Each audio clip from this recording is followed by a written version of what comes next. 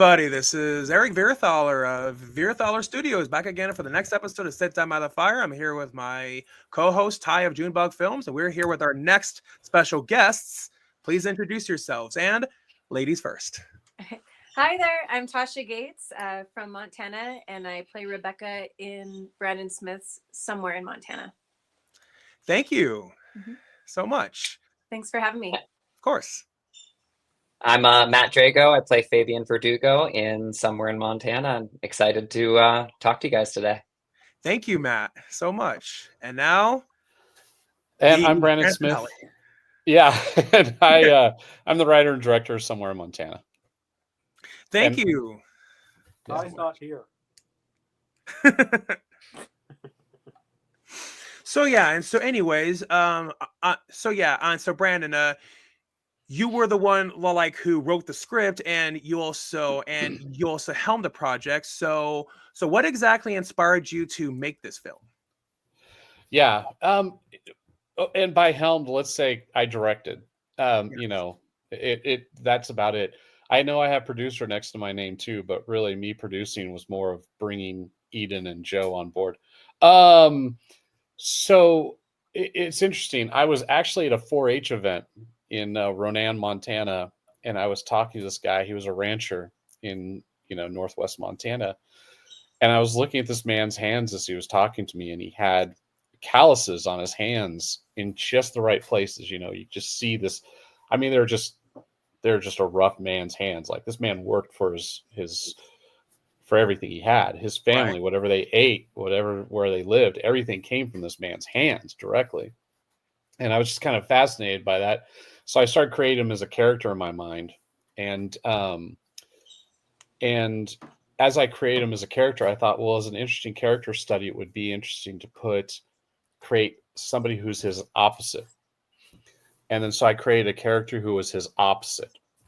And then I thought, well, with the way the world is today, where you have to agree with everybody 100% all the time, or for some reason you have to hate them, which is ridiculous. Yeah.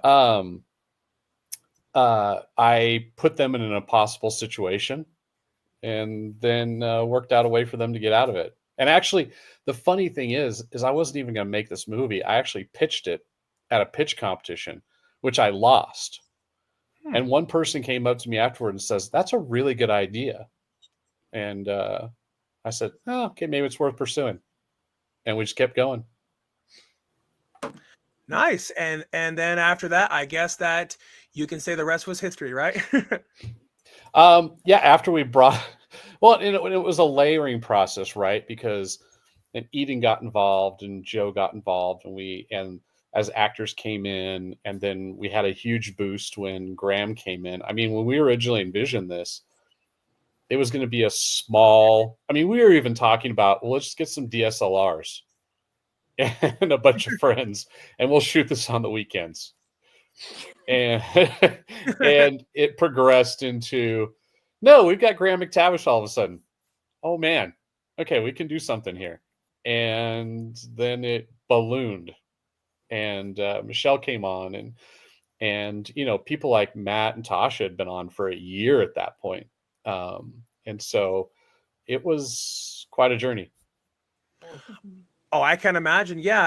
And so speaking about the whole thing of getting McTavish on, so was it you that got a hold of his agent, or how exactly did that work? No, it was actually my casting director. She got a hold of him. But it was one of those things where she's known him for decades. Right. They've been friends for a long, long time, and it was really awesome. The guy has been a 100% supporter every step of the way. I remember she and I were going through a list of people, and she brought up all these great people like Bruce Davison and all these other people who are really good actors, and you're like, oh, that'd be cool. And then she brought up Graham McTavish's name. She says, well, I do really know Graham well. And she said, Graham McTavish. And I said, the Saint of Killers, because, from Preacher. The one. I mean, that guy did more acting with his eyes. Yeah. He did more acting with his eyes in that show than most actors do in an entire series, in one episode. And I said, Ricky, if you can just get him to read the first 11 pages of my script, I will worship you as a living goddess for the rest of my life. There you go. And a week later, he sent her a text back and said, I want to do the film in Montana. Make it happen. And that was it. Amazing. Oh. Awesome. Yeah. Well, I mean, it's interesting, Montana's film history. I mean, what you guys have, I think Gary Cooper's from Montana. Yeah. Yeah, there's a lot of famous people from Montana. And Yep. crap, what's her name? Michelle. Here I am, classic movie puff, and I'm drawing a blank of the damn name. Myrtle Loy. Yes. Myrtle Loy, yeah. I believe one of the original Mighty Morphin Power Rangers even is from Montana. Oh, I wow. think it was the Black Ranger or the I mean, Blue Ranger. um, I know it was at least one of them. I mean, compared to Gary Cooper and Myrna Loy, I mean, Power Rangers, come on, dude. Well, don't forget like David Lynch, you know, Yep. Dana Carvey. I mean, David Lynch being from Montana is that's pretty stinking cool. I mean, Oh, it is. Maybe that's why he's so surreal sometimes. Yeah, possibly. Yeah. I mean, I never really. I mean, he got tired of seeing a bunch of cowboys, right? Yeah, and I believe even Joe Johnson, who is the director of Jurassic Park 3, the 2010 Wolfman, I believe even he's from Montana too. Wow. Yeah, and there's a lot of people who live here that you don't know about. And then it's really interesting. Montana's a really interesting place because in Hollywood, there's this thing that's jokingly referred to as kind of like, well, I'm not going to say what the group name is because I don't want anybody looking it up. But it's Right. but it's basically all Montana people who work in Hollywood. And it's kind of a little secret network. And actually, some of those people have helped us out with this film. Nice. Yeah. I mean, maybe if this movie is successful, Sonic 4 can actually finally be filmed in Montana, right, Eric? Right.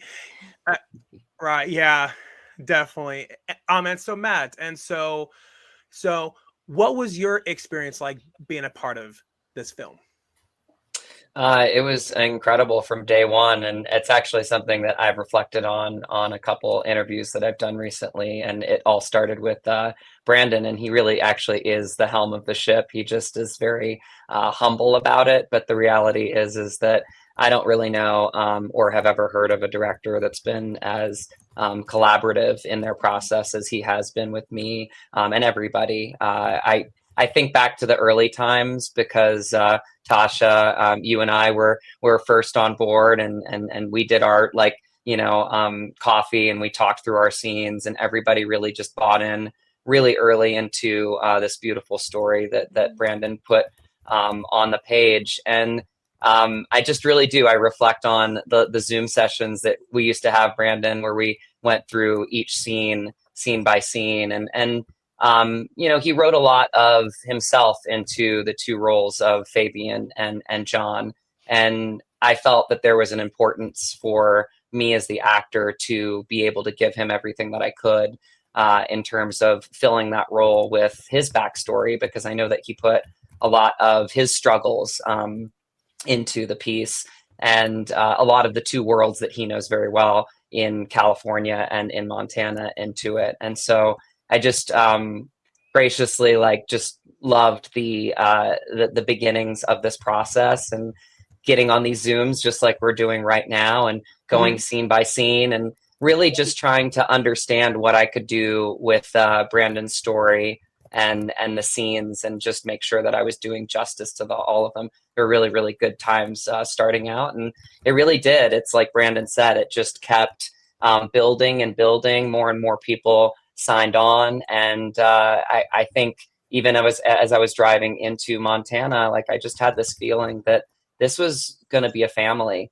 This was going to be a film of people that knew that it was a story that was bigger than all of us, and we would tell it, and we would tell it proudly. And that's why we're on podcast interviews like this, because it's a word of mouth film. It's you tell two of your friends to tell two of your friends, because we need films like this, and it's a film that I've always dreamed of being a part of. Yeah, well, hey, and I mean, there is that saying that dreams definitely can. I mean, Sure. dreams can certainly become reality. And as far as like the whole thing about trials goes, I mean, every single one of us goes through trials in life. I mean, it You know, may not be the exact same trial as everyone else. And sadly, a lot of people will use that as an argument, like saying that, oh, you don't know how it's like to face trials. But all of us do in more ways than one. But, you know, life is like a boxing ring. You will get knocked down. But what matters is that you get up. Rocky. there you go. Exactly. And by the way, Yeah. You're and by- you're talking to an Italian here. You know I'm gonna know that one. and by the way, speaking of That's dreams, right. speaking of dreams, if this happens to, well, the season's kind of over right now, but let's say 2026, it actually gets nominated. What are all your speeches? Amazing question. Because Well, it's okay. It's first of- okay because I'm the best nothing. okay, good. Well, first of all, I would say I would have to say this. We don't have, what is it? I think it's a minimum of $25 million to promote a film, market it through the Academy Awards season. So we definitely don't have that kind of cash. You know, best I think we could hope for would be like a Independent Spirit Award or something to that effect. But hey, if that happened, it would basically be you know, thanks to the team, because not every person put something into this film that made the film what it is. Like every single person. I mean, I know Tosh hasn't got a chance to speak yet because she's so sweet. She won't jump in on top of us. All of us that talk too much. But like, you see some of these scenes and you watch what the actors do and it's really apparent. But what you don't see is things that like craft services did, or, you know, that, you know, the DP, you know, breaking into a food truck to get the shot because nobody was around. I mean, people just went beyond the Call of Duty constantly. You know, we had people who were investors and sponsors that had us over to dinner and were making us dinner and bringing us all together. And, you know, the bar where they let us shoot for nothing, pennies, and helped us through the whole process and made time for us and made accommodations for us. And it just, that's because that's what it is. It's I may have helmed it, but by helming it, all I did was let everybody do what they did best. Yeah. Well, Natasha, since you haven't really talked, why don't you say what's your speech? Well, so kind of tying both together, the collaboration that Matt mentioned from the start of this felt so special. And I really do believe one always starts with the story. And receiving the script in my inbox was from the beginning. You know, you get, if you're fortunate enough as an actor, you get multiple auditions. And this was March of 2021. And I remember what stood out to me was, number one, that Brandon had such a claim as a filmmaker, but I had never known who he was. And he's in Montana. And that we were able, as actors receiving this audition, that we could read the script. That's such a gift in and of itself, just to audition. And so right away, knowing that it was, after reading it and knowing that it was an open story, or a story open for us to interpret and invest in from the beginning, was really special. And it was just, there was just this energy around it. I remember really relating to Rebecca. And then you go into, you know, of course, I was cast, which was so special. And it was one of those roles that you just know that is going to stay with you for a long time. Speaking of dreams, I've always dreamed of doing a film that would be released in Montana, but did I ever dream that it would be so parallel to my own life, playing an actress from LA, making my first film in Montana, getting to film in Montana and meet all these people, Matt and Brandon, and build this family that we're talking about. I spent a month in Polson, and it was miraculous just being able to be around all these artists. And you know what? It wasn't, not one of us had even spoken of an award. It was always just day to day, it was always came down to the art, always came down to the work. And Brandon, when we would workshop scenes on Zoom or in person, I remember something really unique about Brandon is how his flexibility to me and his openness. He would say, "This is our story. This isn't my," and we're like, "No, Brandon, you're the writer." He's like, "But this is our story." And, it was like watching, even being on set, it was like watching a painter. I say flexibility because, this as being actors in front of the camera or like behind the scenes, might plan a scene and have the daylight you need and have the horse that you need or the tools. And thank God we didn't have to shoot with horses in this one, but I'm just giving an example of the tools you need. And Brandon was like a painter. If, somebody threw out like the chisel, he's like, "All right, well, what do we got? Crayons? We'll use that." He just, nothing stopped him. And to be led in a cast, that was just really, really special. Yeah, and I mean, when you play a character that is so much like you, it makes it a lot more relatable. And I also feel like that it makes it easier to portray said character. Sure.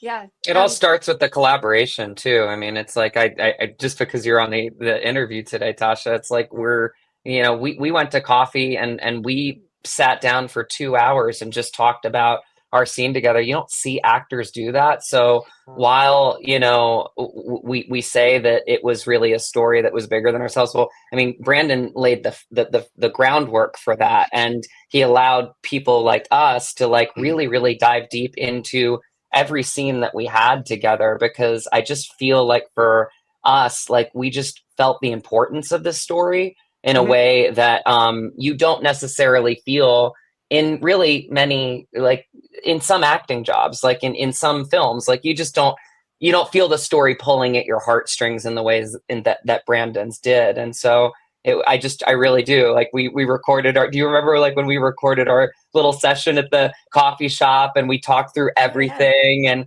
it's like, it just feels like it was yesterday, but like, I think about those times, and like, those are rare, beautiful times that you don't have in many films where like actors are getting together, just to talk through a scene for like 2 hours. Who does that? Well, I mean, it happened in this film, and that's just because Brandon created the ecosystem where that was even possible. Totally agree. Well it said, Matt. Really sounds like it's kind of one of those heartfelt movies that just not to bash Hollywood, just so people in the comments, stop, cool it. It sounds like it's just something that they don't make anymore. Like one of those just heartwarming, as Michael Eisner would say, the singles and doubles movies. Ones that we make a single to get a double, hopefully. So, because hopefully it makes the money that it needs to make. So, yeah. Well, I think part of that was, and again, that was everybody that was involved. The producers were a big part of that too, in setting up that culture. One of the things that was really important to me was to create a culture where it was everybody felt like they were important to this film, because they were. And when everybody feels like that, and they truly they understand that what they do really does matter, then they take ownership of it. I mean, just to pick on Matt and Tasha here while we're here, I said in an interview the other day, Matt spent a year with like an acting coach so he could have somebody to run lines against. So he could make sure that every bit of his inflection, everything was correct. He hired a nutritionist, for the love of God. I mean, like, just so he could be the right type of person for the role. Tasha lost 25 pounds for it. Yeah. Wow. I did. I did. Well, I felt like at a certain point, like I like to lift weights, and it's like I felt like I needed to lean out for the character. Like I'm just glad he didn't take the Christian Bale method. Yeah. No, I did it healthy way. Actually, I should have knowingly gotten in touch with you, Tasha, because you're world-renowned, like fit, like queen, and I just like I should have just hired you. Oh well, next time. I know. What was it? I think to lose all that weight for the machinist, he had a diet of tuna, apple skins, and cigarettes to lose all that Yeah. weight, Yeah. Yeah. and then gained the weight. I did it a healthy way. I did it 5 small meals, and kitchen and cardio was my main thing because I needed to lose muscle. And then to gain the weight for Batman, he ate cheeseburgers and worked out. So. Oh Yeah. wow. Jeez Louise. It's Yeah, a it weird was thing, but you want to feel like you're in your body, you know? No, go ahead, things Brandon. we could do when we're in our early 20s, in our late 20s well. that we can't do now, you know? And I say Yeah, you know, who's that old, but I don't know if I could do that because I like to eat. So we all do. Yes. Yeah. But I think that was a big part of it was, you know, we spent time together. We spent time together on the weekends. Yeah. You know, first week of wrap, we all went out. Yeah. We didn't go home. Yeah. Miss We didn't those go to our times. hotel rooms and escape. We all hung out. I mean, like the 2 days before, we were 1 or 2 days before the shoot, we were all together and we were all there. And and you know, Matt came out and we shot some test footage and stuff like that. And we, you know, and we continually had a good time of it. And there was a lot of different people on the set, you know, but the one thing we all had in common was that we wanted to make this film the best we could. And everybody put into it. And that's, again, you know, Tasha and Kaylee and Matt were doing Zoom rehearsals with me. I mean, man, Tasha and Kaylee did one where I was bawling at the end. Well, we were all bawling at the end. Yeah. you softies. Yeah. I mean, it was so good. And it's when people pour into something, it gives you that little extra. And if they don't, then yeah, you get the 1-2 kind of treatment, you know, where you've got to make 2 to make 1 work. But when people really pour into it, then you don't. And that was true on the post-production side as well. You know, the guys that did the score on this, they ghostwrite scores, and they've ghostwritten some huge movies. I mean, huge movies. And they're friends of mine, and you know, I get of course I get the friend discount, but also also they just did us right. The score is beautiful, you know. So everything you go into on this picture, it was because somebody gave something to it, whether it was Graham or Michelle or Matt or Andrew or Tosh or Kaylee or William or whoever. Yeah, it was amazing. Well, it sounds like true verisimilitude. Oh yeah, certainly. And so when the film is released, and then you know, and then the public then can watch the movie, what do all of you hope that the audience is going to get out of it? I'll start. Yeah, no, we're probably going to say very similar things. You start, ladies first. Well, like Brandon mentioned before, to me, about the opposing sides of the 2 main characters, Matt's Fabian and Graham McTavish's John. And it's so much in our culture these days, it's either, like Brandon said, you're all in and you agree with someone, or you hate somebody. And it's just, that's just not the truth. So I hope by people watching and experiencing this film, it allows them to open up their minds and their hearts about how others may not live the life that you do on a day-to-day basis, or have the same beliefs or, you know, experiences, but how can you relate and how can you help each other out when life seems impossible? Yeah. Beautifully said. I mean, it's a conversation piece, and we need it more now than ever in our society. I think Brandon wrote it bravely in that he didn't fall into probably many of the writer traps that, you know, I wouldn't say like a lot of Hollywood movies, not necessarily, but any movies do, you know, leaning into kind of the dramatic points of it. And having a collaborator in Graham was very special to me, because he allowed the conversation to be had where we could tell it organically and truthfully, but not ever make it feel melodramatic. And it's it is a story of 2 different people from 2 different worlds that wouldn't normally be put in the same room together. And we are just on energy levels alone completely different. And it's one thing that I struggled with as an actor, primarily in this role, is that I felt this role really big. I tried to shun away from that because I knew it was a film, but I felt it really big, and I felt like I was the outsider coming in, and I was up against the clock, and I had a movie to make, and Tasha's my lead actress, and I want something really big for her, and there are all these really, really big feelings that I'm feeling, and John Graham is just stoic. He's just doing his job. He's just living his legacy, but he's trying to keep that legacy alive. And so we really need each other. And there's a picture. It's honestly one of my favorite pictures, and there's so many great ones that we have on set together that I'm sure we'll share. But it's of Brandon, me, David, the real rancher, and Graham, and we're just sitting in front of the cattle pit there, and it really just, that's the moment where I really knew how big this film was, and I really knew how badly it needed to be told, and how badly it needed to be seen and felt by people, because the reality is that there is always more that can connect us than can ever divide us, but we have to let each other in. And it's not that we have to agree on everything, and I think Brandon was very clear on that when he wrote that, and Graham and I had many conversations. It's like, we're not going to skip off in the sunset together, like we are from two different worlds. But if we can find a way past like the initial like cancellation of each other, where we're just butting heads, and just try to let each other in, I still believe in this world that respect is the highest form of love. And that's something that we really, really delved into when we told the story together.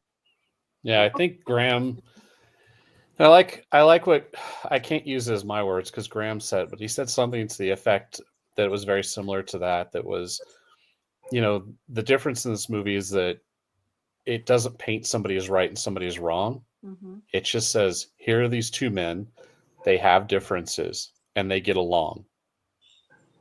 And I know it sounds overly simplistic, but it seems almost impossible in our world today.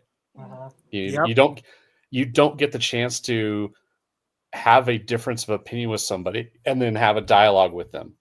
It's, well, you have a different opinion than me, shut up. And that's not what this movie does. This movie is, we're different, we got to get through this, so let's figure out how we get through this. It sounds to me like a movie that's based on, basically, I would even say like Martin Luther King, I have a dream today. That whole speech, where, men, women, and children could just come together no matter what, and Yeah. we need that sort of now, especially because Eric, sorry, buddy, breaking your rule, or no controversial topics, but it's like, if you're a difference of religion in somebody, it's like you punch their mother, in front of them. It's like, dude, we in this country, we have a right to freedom of religion, or freedom of We do anything. Whatever, as we're all, it sounds like a true American movie, Yeah. based on But I think with that comes, it's not only just respecting someone's right to speak, but also respecting the right to listen properly. Yeah. A lot of times people say, well, yeah, say what you're going to say, but they don't listen. Mm-hmm. And so it's got two sides. And when people do speak and when people do respectfully listen, then that makes a difference. Then you have dialogue. Exactly. When people just speak, there's no dialogue. You don't move anything forward. And so I think that's what the difference here is. Mm-hmm. And it's two men in this instance making a decision to do that. And there are some tough things in the film. There need to be, Mm-hmm. but all drama. They make their way through it. Yeah, and well, All said. Yeah. I mean, it's that's just the whole thing, that if the world's not going to be a great place if everyone agrees on everything, it's going to be, exactly. Because Eric, I mean, I'm sure that you can say, like, there's you have friends of yours that you disagree with, but are you don't sit there and say we can't be friends anymore because of blankety blank, you know? I mean, sure, we all have friends like that. So No, and I mean, ultimately, if you really do love that person for who they are, and if you really do respect them, well, then ultimately, you not having the same viewpoint should not be something that should just ruin your entire relationship with said person. Yeah. And that's what's happening a lot these days, and that kind of needs to end. And that's the whole. I mean, really, that's the big message behind the movie. Is well, in hindsight, can we talk? Message, sounds like the message of the movie is everyone has an asshole. Yeah, and they all stink. Yep. Just like opinions. So, and that was who was that? PJ O'Rourke. You know, everybody's. You know, opinions are like assholes. Everybody's got them, and they all stink. But the thing is with it is that, yeah, it's not just a one-sided thing, and it's not that somebody's right and somebody's wrong. We are going to have differences, and we should have differences. The differences make us good. There were differences of opinion on set. There were differences, and there was one time there was a conversation that got heated, and I just walked up to some of the crew members. I said, no more political discussions on set if we can't do it peacefully. And that was it. And they're like, okay, fair enough. They stopped. No hard feelings. Everybody stopped. We moved on. We got the next shot. Everything was good. That was fine. That was what it had to be. And other than that, I think the biggest argument was me getting into an argument with the DP about quantum mechanics. But other than that, I think we were all good. It sounds like there's a story. That was it. No, I'm just learning about this now, but I'm picturing AJ and you talking. Totally. Very entertaining. So it sounds like there's a story there. Do we want to elaborate on? No, it wasn't even that big a deal, but I remember it was something stupid. Like I felt I had to try to correct AJ on superposition in quantum mechanics while we were in a car driving to location for some reason. And I was just being a jerk. and he because he had brought it up, and so it was silly. It was fun. Okay, Here's the thing, but again, I think because of the film, the way the film was shot, and the attitude of the people involved, it lended to that ultimate conclusion of the film itself. You know, they say it's very meta or whatever, but it really was. It was a film within a film, but the filmmaking process itself lended to how the film turned out. I do not think that if we had been contentious, we would have had the same vibe on that film. Even though we did disagree on things, there were things we disagreed on. There were a couple things where it was like location. Well, somebody wanted this, somebody wanted that. Sometimes it was actors. You know, where I just stepped in and said, no, that's the actor I want, period. And that was it. And everybody said, see, then we're going that direction. And it's okay to have differences because I think they lend to what happens. But no, there was no conflict that ever got out of hand. Well, I mean, I've had friends that have disagreed with me, and it's always interesting to hear their viewpoints. Like, why do you believe this? Or why do I? Maybe you could change my opinion. Who knows? Yeah. But you have to be intelligent about it. Don't sit there and insult me about it. Because that's not exactly. Good. And this and that's what I've heard about this movie too. Is that because a fellow friend of the show and Melanie was promoting the movie too. Yep. And I would I want to see it. I mean, hopefully, I guess there's the next question. What is it going to be on Amazon, Tubi? What are we looking for?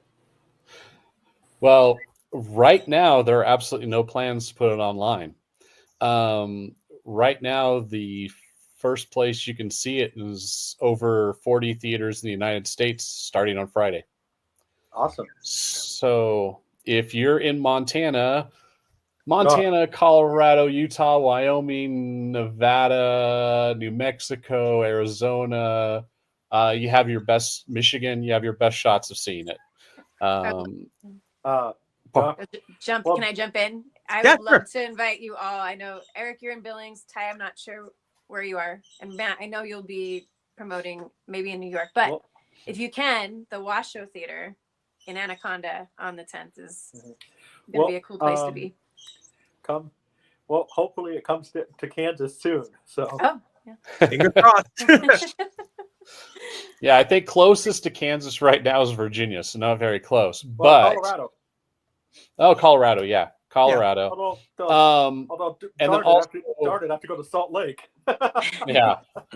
Well, we have some pending expansion plans too. So there's a number of theater chains. I don't want to say which, but there's a number of theater chains that have expressed interest in expansion on it. So if it does well the opening week or weekend especially, they will pick it up and expand on it. And that would be everywhere. All right. In the United States. Well, awesome. I will, if I happen to see the movie, that when we go to movie night, I'll sit there and say, I want to see Someone Montana, because I have to do it now because I promoted it. So Yes. Exactly.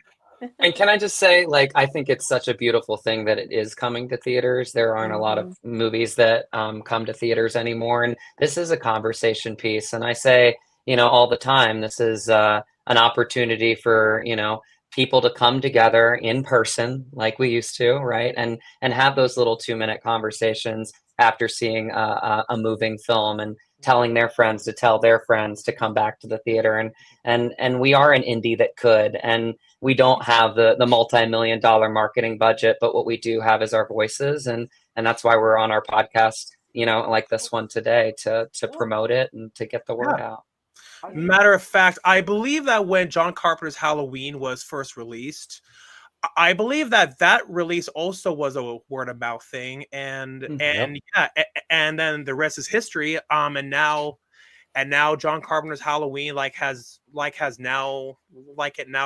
become like one of the biggest horror movies ever made. So if it wasn't for Halloween, there would be no Friday the 13th or Nightmare on Elm Street and all of those other films. So well, there's been so many movies that were independent movies that changed the foundation, not even of Hollywood, but the movie industry.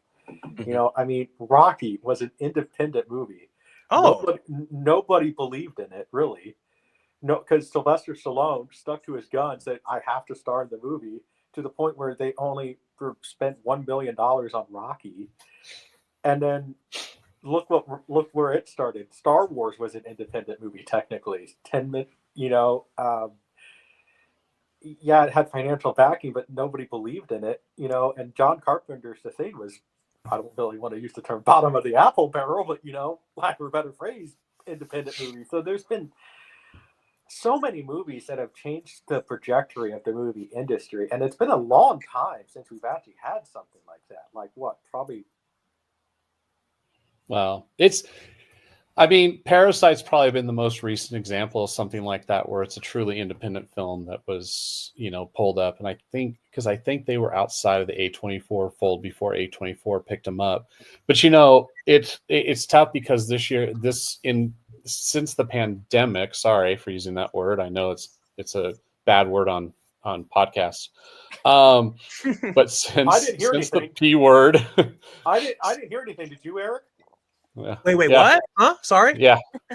But since then, my earbud clicked out for a second. Hollywood's been relying mostly on tent poles, and so have theaters. And so when, that came back into when people started really coming back to theaters, they banked everything on tent poles, the big Marvel films and things like that. And so independents have kind of gotten thrown by the wayside a little bit since then. I will say we debuted this at Rocky Mountain National Association of Theater Owners annual conference in Salt Lake City, Utah in September. And the feedback we got was tremendous. I mean, theater owners went to their buyers and said, we want this movie. So the theater owners are backing us. The theater owners are really been on our side. We've got theaters who don't do a lot of independent films that are taking this film because they believe in the film. And so it's really an uplifting kind of story from that standpoint. And we're doing our darndest to make sure that it can get out there and do what it needs to do. Yeah. I mean, even look at one movie that made a not really talked about much anymore, but it had a cultural phenomenon. Billy Jack was an independent movie, Yeah. and No, you know, that Tom McLaughlin self-promoted that movie. You know, going to every town in the United States just to get his movie out there. Look where it became. So it just takes a lot of hard work because self-promotion's the greatest promotion. So Oh yeah. yeah. And these days it's easy, and honestly it's easier to make a film with the advent of digital and these other things and mediums. So there's a lot of places you can put a film. It's tougher to break through all the noise. And Yes. that's one reason that we're not debuting on the coasts. We're debuting in middle America where we could properly market this thing directly. And then we'll expand to more theaters, hopefully. Yes. Well, I mean, I think that in some ways, the Midwest, I don't really want to use the term underrepresented, but like it's always California or New York, that we have the Midwest in America too. So, it doesn't, and, I think that, there needs to be a movie capital for the Midwest too. And maybe I know Kevin Costner has been promoting that for Montana too. So who knows? Yeah. See what happens. It is underrepresented. I mean, the day that we did our screening up in Montana, as just walking around Main Street getting a couple of gifts for my wife, and there were people that were coming up to me, and it was the same thing over and over again. It was, thank you so much for like being a part of a film that was telling like our story, a story that was very meaningful to them. A place that they love, a place that they've raised their families. So yes, you're right. Like the Midwest and Middle America is underrepresented, and a big thing that. Go ahead. Yeah, I was gonna say, hey, I'm a part of the Midwest too. I'm right in the heartland, so Yeah. No, I mean this film for me like has actually kind of landed on such a deep level where I feel like it's kind of become a part of who I am in many ways, and it's perpetuated me to kind of inhibit that and start my own production company and wanting to do my own feature film, and in the same way as Fabian, like trying to find these little pockets of the country that don't have voices and to tell their voices, because I feel so you can do somewhere in Kansas.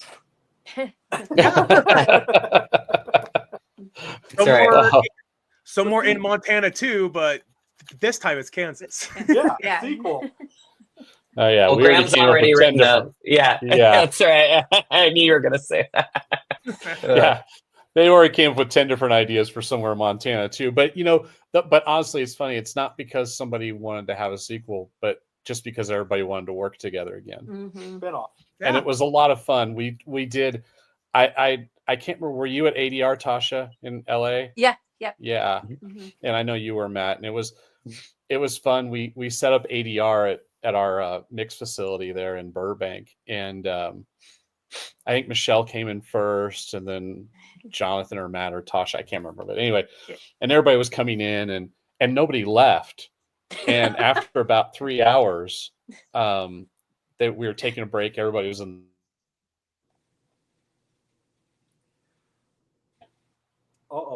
Uh-oh. Froze for a bit. Sorry, I think my internet went out. Can you guys hear me again? Yes. Damn technical difficulties. Okay, sorry about that. Oh, it's all right. Yeah, the internet makes Montana it look so internet. professional sometimes.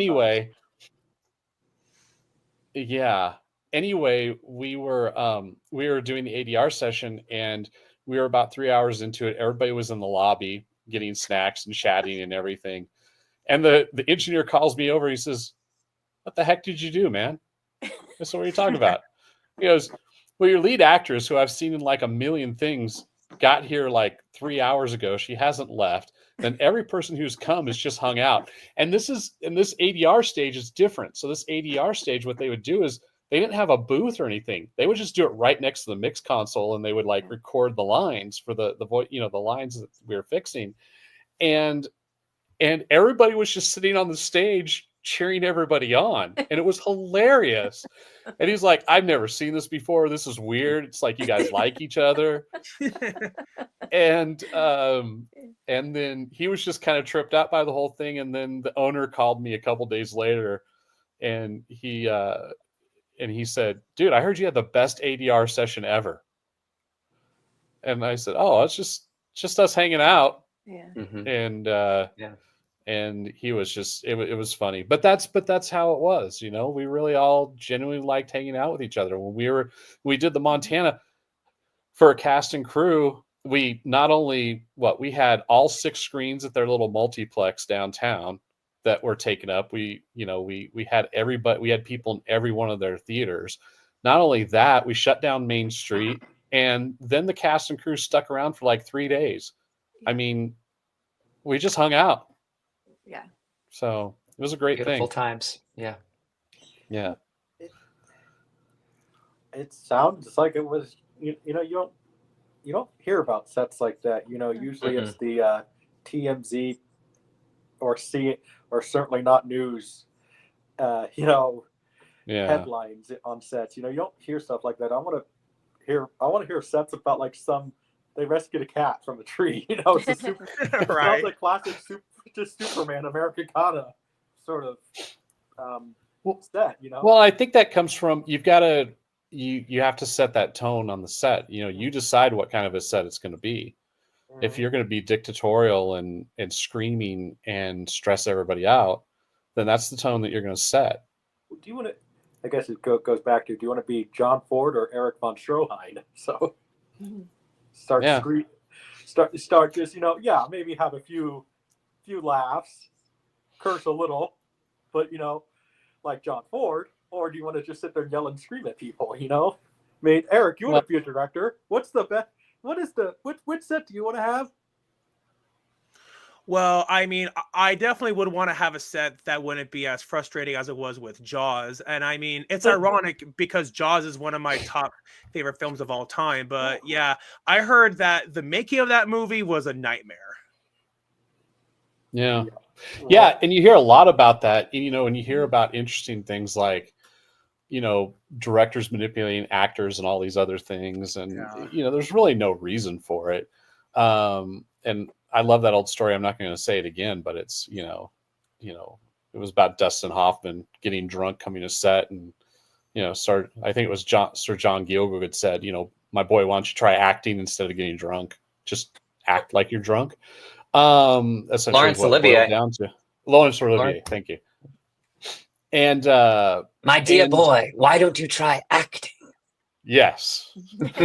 And I think you can create that. You obviously can create that, but I've been on a lot of different sets, and I think Clint Eastwood has set the stage for like the optimal standard in filmmaking, to be perfectly honest, because he knows what he wants. He goes out, he gets it, and he sets things up so that the focus is on the actors at the time. And I think that's what you need to do. I think that's really important. I think the actors need to be able to know that they're in control of their own situation at that time when they're on set.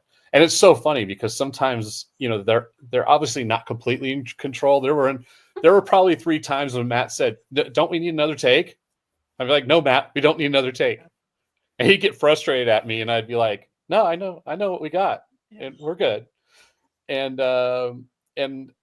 it's okay. And I think that's fine. But yeah, I think allowing the actors to have room to do what they do. I mean, set everything else up. But also I want to say this, the actors were prepared. Every single one of them came prepared. Every single one of them. They were on, they were ready, they knew everything. We may have had shoot. Sorry, did my internet go out again? Yeah, but you're back. We can hear you. You're back. Okay, good. For now. For now, yeah.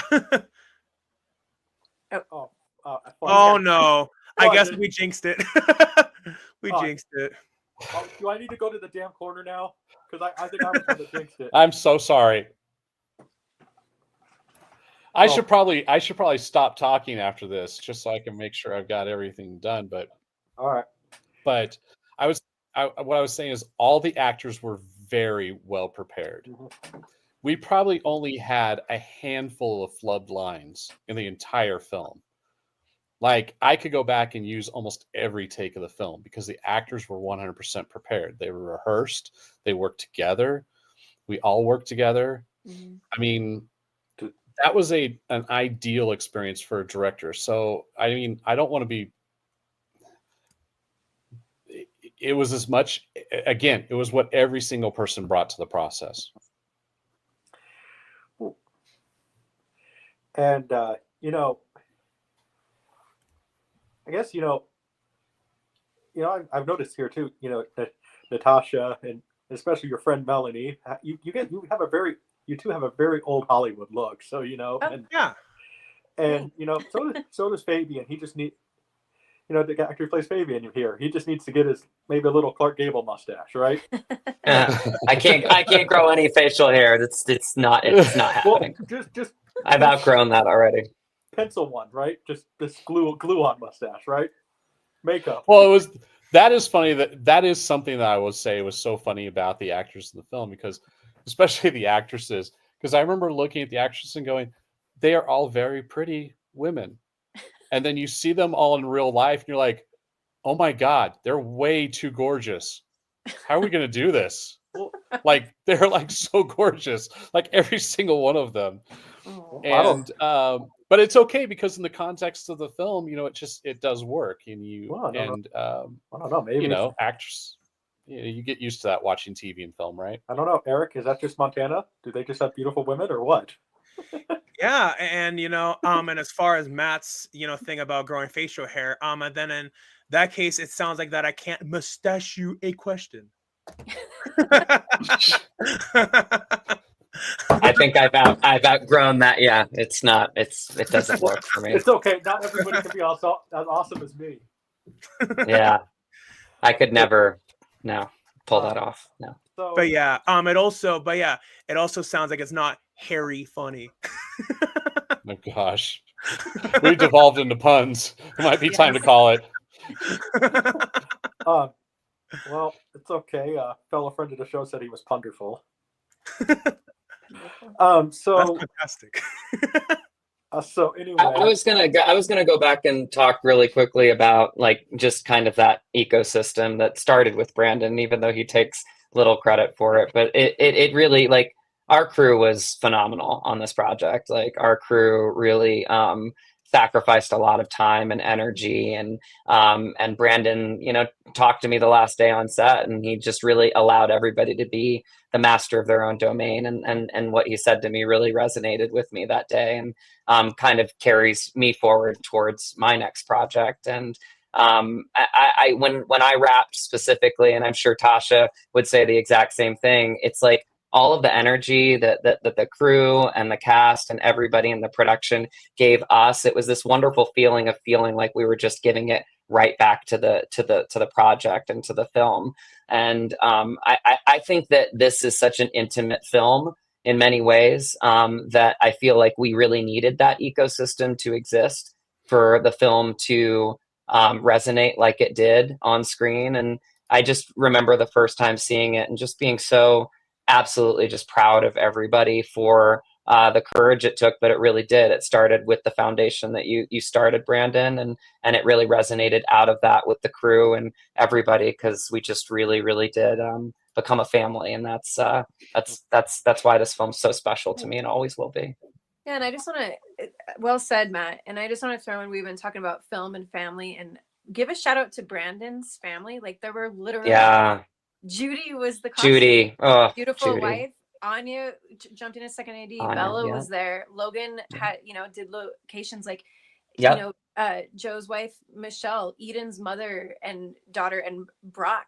Like, everybody was so invested. There were literal. So I think that's something that made, going back to, again, this image of Hollywood and making movies, but in Montana, what makes it so special is you have literal family, and then you become, we became family. So from start to finish, that was like a treasure. That was like hitting the lottery to me. Amen. Me too. So Well, yeah, and so question like for Tashia. So so like with you and your friendship with with you and your friendship with Melanie Wint, did you two meet on set of like a past film project that you two did, or how did you two meet all in all? We met on this film, actually. Yeah. Yeah, Nice. I remember being in the Quatucknuck, and I remember Brandon. You were excited about everybody, Brandon, but we were like Matt and I had gotten there earlier, because just the way the structure, the shot list was set up, and so each day somebody new's coming in, and you're always excited, like who's, I remember Michelle arriving, and and Brandon's like, oh, and we're like paused, and we're like, wait, who's playing the fangirl? That was the name of the character. And he's like, I've got the perfect person. I've worked with her before. Love her. You guys are going to love her. And so I remember seeing her walk into the Quatucknuck, and she just has such a fun energy. And Melanie is one of the hardest working people I've ever met. But yeah, Oh, yeah. we met there, and then have been blessed to work together now twice, I think. Anyway, but that's how we met. Yeah. Nice. Mm-hmm. Yeah. And then I had Melanie on another project, previous feature called Nexus of Evil, where she played one of the leads. It was kind of a ensemble cast, and she was one of the leads on that. And she did a great job. And so I thought, well, here's a part that'd be perfect for her to jump in on. She that movie, we released that in theaters, in a few theaters in Montana for over a couple of Halloweens, and it's not on video or online or anything, but yeah, so that's where she came from there, and that's how that started. And then she's also in a couple movies that our company Nova Vento had distributed. So well, Awesome. Yeah. maybe there's a future, like, one of the like Road 2 movies or something like that for Melanie and Natasha to do. Just a. Yeah, I'd love to work with any and all of you. So There you go. Well, send me the script.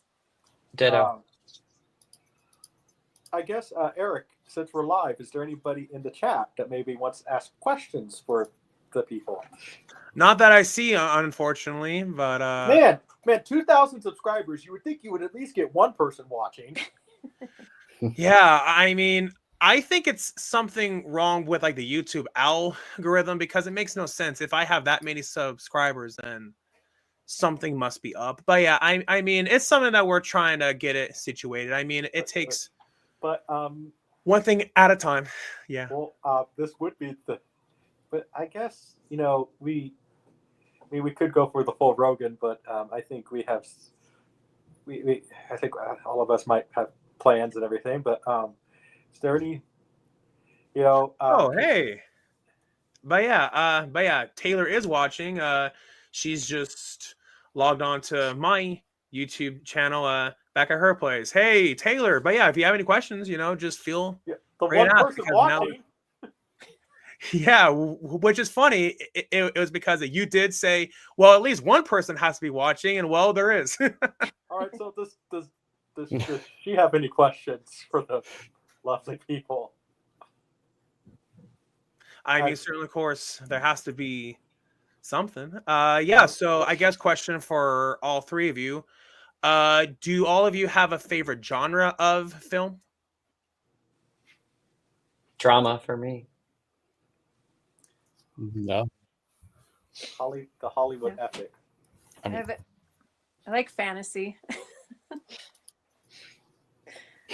yeah, I mean, I like comedies are my favorite, honestly, but like, my favorite films are pretty varied. So for me, it's more about the story than it is about the genre, I guess. Yeah, that's Fair. Yeah. Fair, Well, yeah. yeah. But I'll watch Lord of the Rings 10 times over and over again. Extended cut too, right? Yeah, I have. I mean, so hey, my family did sit and watch the whole extended version of Lord of the Rings in one day once. So wow, in one day. In one day, That's I think it was amazing. 18 hours. talk about commitment. Wow. Yeah. Yeah, So as someone who has done that before, I did it for the 20th anniversary. Sadly, that person I did it with, there was some. It wants nothing to do with me, but Sorry. it was fun. Hey, no, it was fun. I choose to. well, maybe you shouldn't have watched an 18-hour version of Lord of the Rings with him. Maybe next time. Maybe, Yeah. maybe that was it. So Yeah. But no, I mean, I had fun doing it. And everything. That's always fun watching that. And Eric, maybe we could do that. That would be a test for us, right? That I will. And and I'm just speaking on the behalf of me. Ever since I saw the South Park parody of Lord of the Rings, I just can't take it seriously anymore. I don't know if any of you have seen the South Park parody of it, but yeah, it was, I mean, at least in my own opinion, I think that is the funniest episode yet. It was funny. Well, so Check it out. anyway, I will say this, if so as we wrap this up, because we could, like I said, we could go for the full Rogan, but an hour is a good length. Be sure to follow them on their Instagrams. It's all down below there. Thank you. And we also, if you really want to help out with me and Eric, we have merch at poppoptees.com. We are still working on overseas stuff, but luckily, if you want to, we have in the USA right now for merch. And if you ever want to, just go to poppoptees.com, go to me or Eric for merchandise.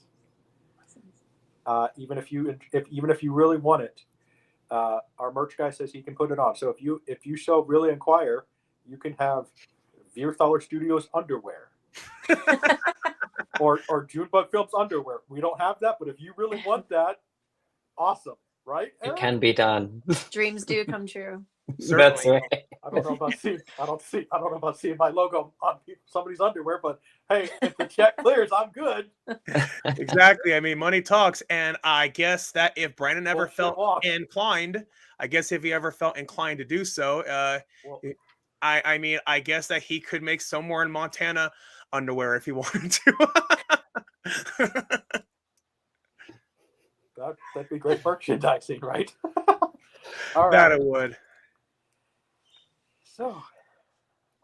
But yeah, so besides somewhere in Montana, do any of you have anything else upcoming that you would want my audience to be aware of? Yeah, I don't know when it's released, but I worked with Brandon on another film, Where the Wind Blows. Do we know when that's coming out, Brandon? I don't know. I was kind of more of a production producer on that one, so I've been out of the loop on it. Okay. Yeah. And then I've got a couple movies I'm shooting here in the spring, but nothing to announce yet. So. All right, cool. Unfortunately, I'm gonna have to shoot those outside of Montana. So. And so just out of curiosity, do you have to shoot outside of Montana for tax reasons or feasibility or what? Tax credits, yeah. Makes sense, yeah. That sucks, but hey, I mean, you got to do what you got to do, right? Yeah. So, but yeah, thank you for having us on, Eric. That was thank you so much. Appreciate it. Certainly. Yeah. All right. But yeah, we will keep in touch. All right, cool.